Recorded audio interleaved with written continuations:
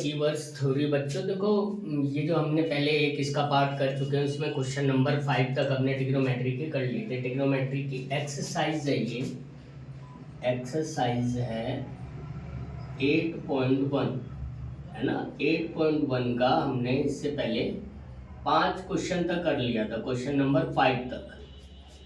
Question number 6 ये है, if angle A and angle B are acute angle such that cos A बराबर cos B, तो show करना है बच्चों कि एंगल A बराबर एंगल B है।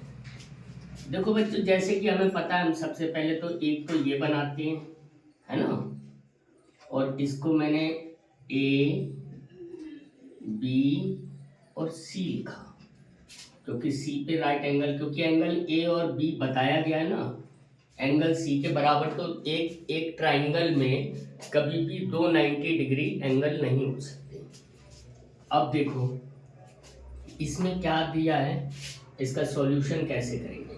अच्छा, एक साथ के साथ हमें वो भी बनाना है, वो भी लिख लेते हैं। पंडित बद्री प्रसाद हर हर भोले, ये हमने अलग से लिख लिया क्योंकि ट्रिग्नोमेट्री जब भी हम करेंगे बच्चों तो ये लिखेंगे, ठीक है। पंडित बद्री प्रसाद हर हर भोले। अब सॉल्यूशन देखो, गिवन दैट, आपको गिवन क्या है, गिवन दैट cos A बराबर cos B। अगर cos A क्या होगा बच्चों, जब इससे हम करेंगे तो ये P हो जाएगा, है ना, और हमारा होता क्या है, B अपॉन H यानी AC अपॉन AB।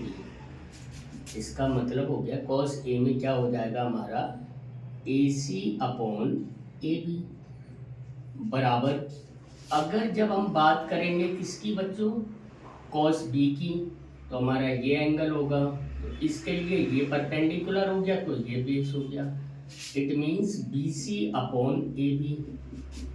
अब AB दोनों के नीचे है तो इसका मतलब AC बराबर BC, और ये अगर साइड इक्वल है तो इसलिए एंगल A बराबर angle B because of equal sides obtained equal angle in a triangle। क्या लिखा आपने रीजन, कि एक ट्राइंगल में अगर इक्वल साइड्स हैं तो वो इक्वल एंगल ही क्या करती हैं, ऑब्टेन करती हैं। ऐसे ही इक्वल एंगल अगर एक ट्राइंगल में है तो वो इक्वल साइड ऑब्टेन करेंगे, लेकिन सिंगल ट्राइंगल में।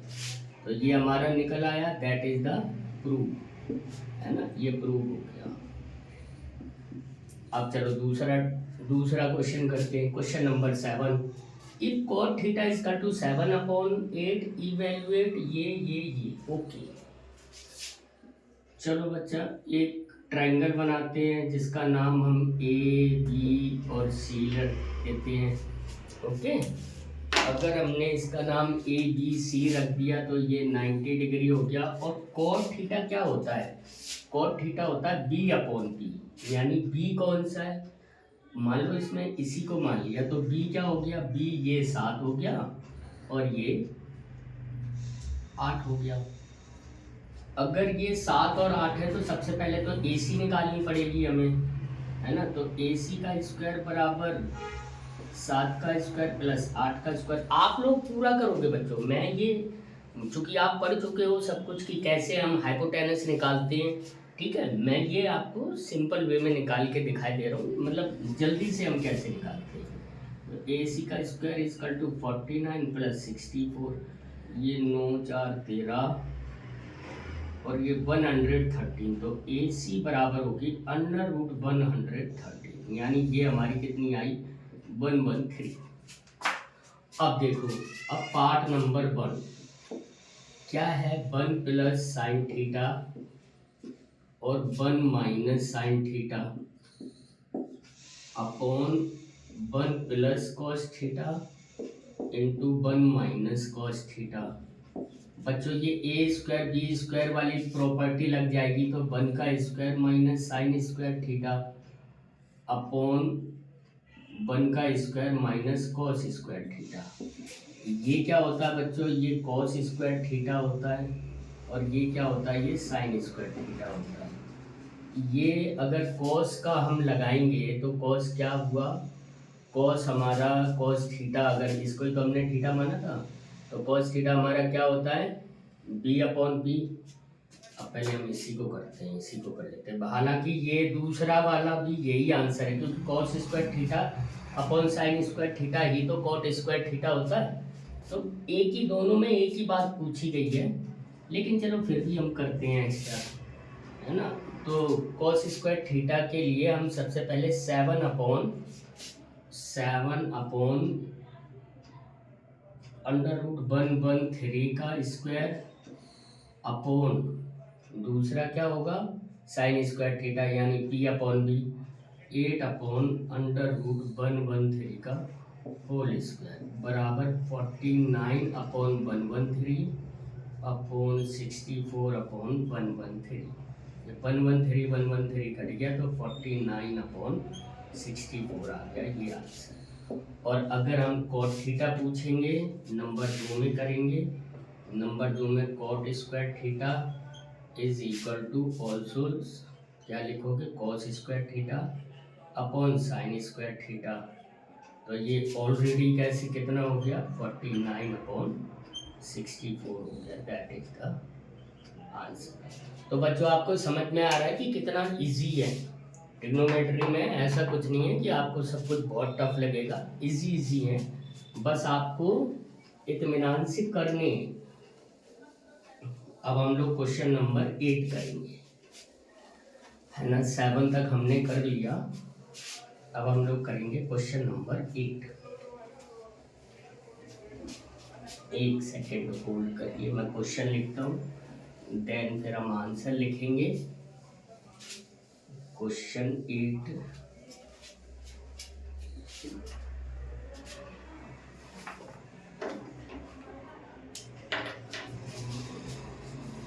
क्वेश्चन नंबर 8 ये क्या है, इफ 3 cot a बराबर 4, इफ 3 cot a बराबर 4, चेक वेदर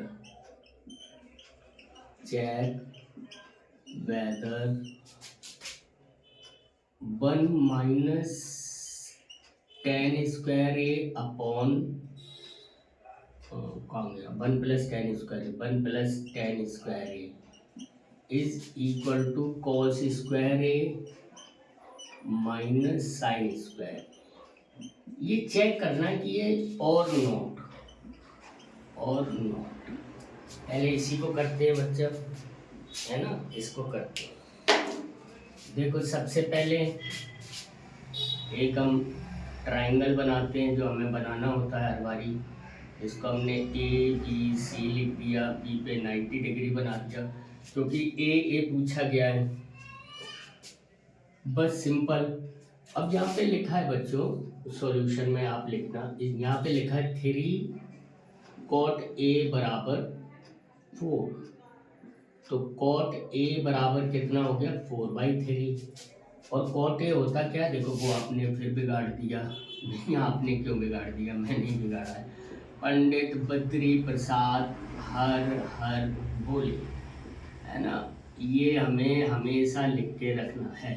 तो b अपॉन बी, यानी ये b है, b इसका ये हो जाएगा 4 और ये हो गया 3, b अपॉन बी, ठीक है। अब आपको क्या निकालना है, ये निकालना है, तो ये फिर वही आप ऐसे निकाल लोगे, ए सी का स्क्वायर बराबर किसका होगा, ए बी का स्क्वायर प्लस बी सी का स्क्वायर, तो ए सी बराबर आ जाएगी 5। आप पूरा करके निकालोगे, मैंने आपको शॉर्ट फॉर्म में निकाल के बता दिया। कुछ नहीं, आप 4 का स्क्वायर प्लस 3 का स्क्वायर लगाओगे, 4 का स्क्वायर 16, 3 का स्क्वायर 9, दोनों तोड़ेंगे 25 हो जाएंगे। 25 किसका स्क्वायर होता है, 5 का स्क्वायर होता है, तो 5 आ जाएगा, ठीक है। अब हमें निकालना tan है, cos है और sin है। तो अगर हम इसके हिसाब से निकालें बच्चों, इन सब की मैं वैल्यू लगाऊंगा, फिर आपको दिखाऊंगा कि बराबर है या नहीं है। हम इसको लेफ्ट हैंड साइड लेंगे, इसको राइट हैंड साइड लेंगे। तो सबसे पहले मैंने साइन ए की वैल्यू निकाली। साइन ए बराबर कितना हो जाएगा, साइन ए क्या होता है पी अपॉन एच, तो पी कितना है 3/5। कॉस ए कितना हो जाएगा, ये हो जाएगा 4/5, है ना। और क्या निकालना है हमने, और निकालना है टेन, और निकालना है टेन ए। टेन ए बराबर कितना हो जाएगा बच्चों, ये टेन ए बराबर हो जाएगा पी अपॉन बी, तो पी इसका ये ना 3/4। बस नाउ अकॉर्डिंग टू क्वेश्चन हमें करना क्या है कि यही लिखना है 1 minus ten square A upon 1 plus ten square ए बराबर cos square A minus sine square A. Put the values, put the values, है ना। वैल्यू पुट करी हमने, अब वैल्यू पुट करने पे हमारा कितना आया 1 माइनस टेन कितना है 3/4 का होल स्क्वायर अपॉन 1 प्लस 3/4 का होल स्क्वायर बराबर कॉस कितना है हमारा बच्चों 4/5 का होल स्क्वायर माइनस साइन कितना है 3/5 का होल स्क्वायर। ओके, देखो अब ये कितना हो गया 1 माइनस 9/16 अपॉन ये 1 प्लस 9/16 बराबर ये कितना हो गया 16/25 माइनस 9/25।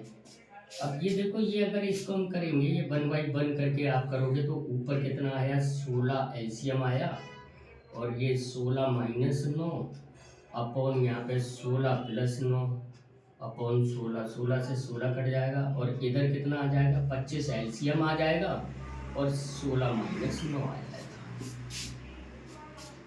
ये देखो 16 माइनस 9 बच्चों कितना होता है, 16 माइनस 9 होता है बच्चों 7 अपॉन, और ये कितना होता है 25 बराबर 16 माइनस 9 7/25।